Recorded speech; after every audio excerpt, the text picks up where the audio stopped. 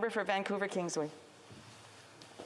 Thank you, Madam Speaker. Well, first of all, I'd like to thank my honourable colleague from Essex who just spoke so passionately and powerfully before me. Thank you for sharing his experience and his service. It's a tough act to follow that. Madam Speaker, firefighters risk their lives every day to protect our communities. They have our backs when we need it most. And in turn, we have a responsibility to take care of Canada's firefighters.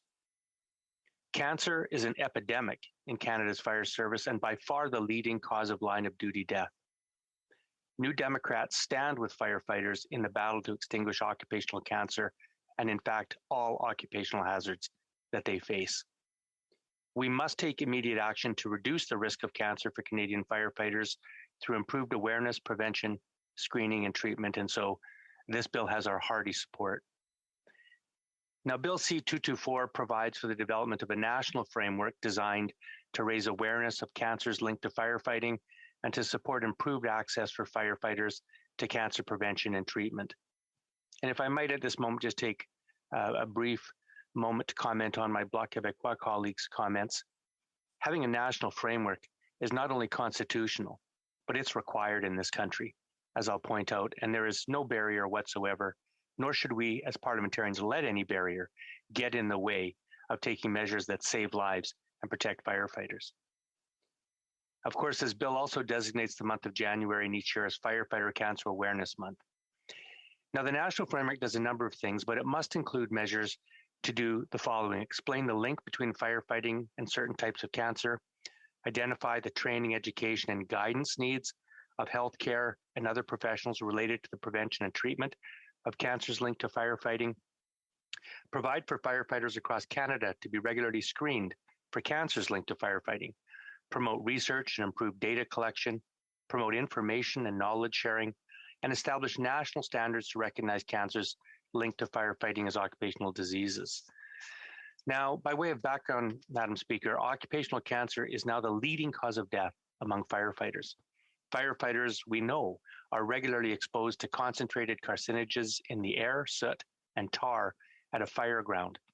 A recent study from the University of the Fraser Valley, which drew on a decade of data from worker compensation boards, found that 86% of all firefighter workplace fatality claims were due to cancer, with an annual rate of a shocking 50 fatalities per 100,000 firefighters. Firefighters are killed by a cancer at a rate about 3 times higher than the general population, and cancer rates among firefighters increase dramatically with age, with the 35 to 39-year age group accounting for only 1% of workplace fatal cancer claims among firefighters, but the 60 to 64-year group accounting for 17%, while 65 and older make up nearly half the claims.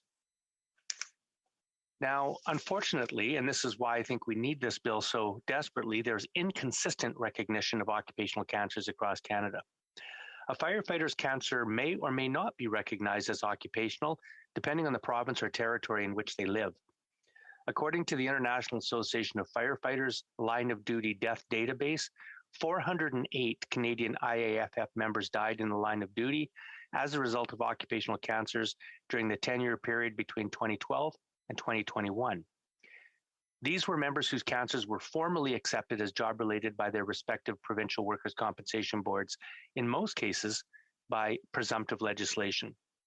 But the true number of firefighter cancer deaths among Canadian firefighters during that time frame is no doubt higher, considering that not all provinces and territories formally recognize all the same cancer types as occupational among firefighters.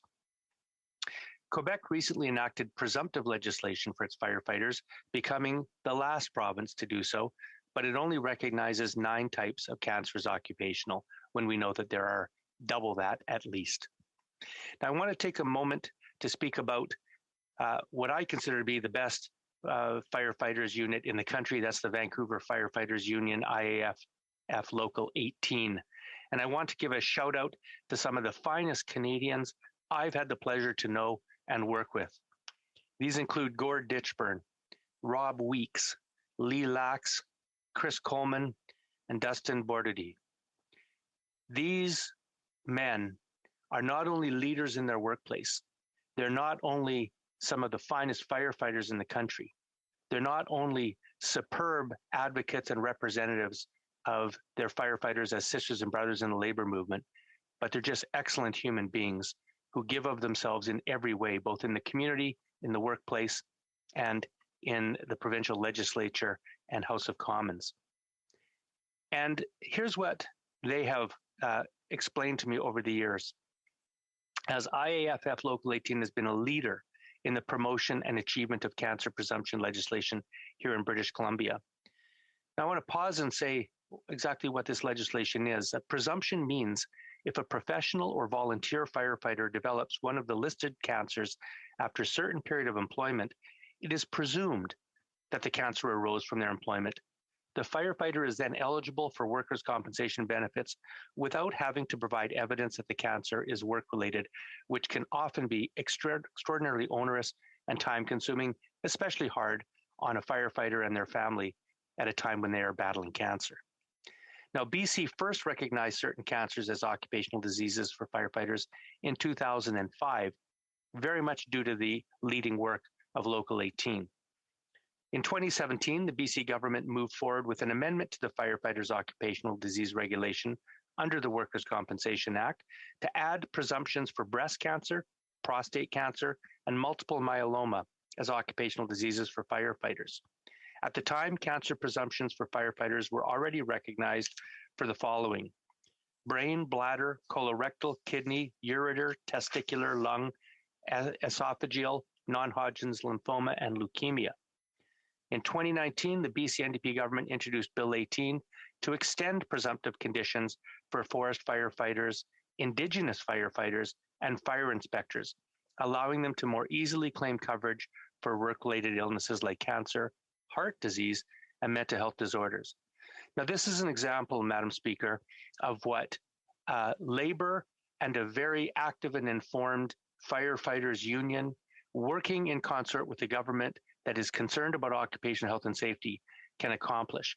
And once again, this leading situation in British Columbia is not the reality for firefighters across this country. And that is why I think it is so critical that we provide a national framework to lead all provinces and territories to achieve the same kind of progress we're making in BC, recognizing, of course, that the job is not done even here. Now, I want to just shift for a moment to something that is a very practical step that we can and should be taking. The NDP caucus wrote a letter to the Minister of Environment and Health last year. And what this letter did was it expressed the IAFF's serious concerns over toxic chemical flame retardants in upholstered furniture and flammability testing standards for consumer products. Now, toxic chemicals are commonly used as flame retardants in a wide variety of household products, such as upholstered furniture. They threaten the environment, but more importantly, they affect the human body, causing numerous health problems, such as cancer. Firefighters are at a greater risk of harm from chemical flame retardants because they encounter them in a combusted state and accumulate higher levels of exposure over the course of their career.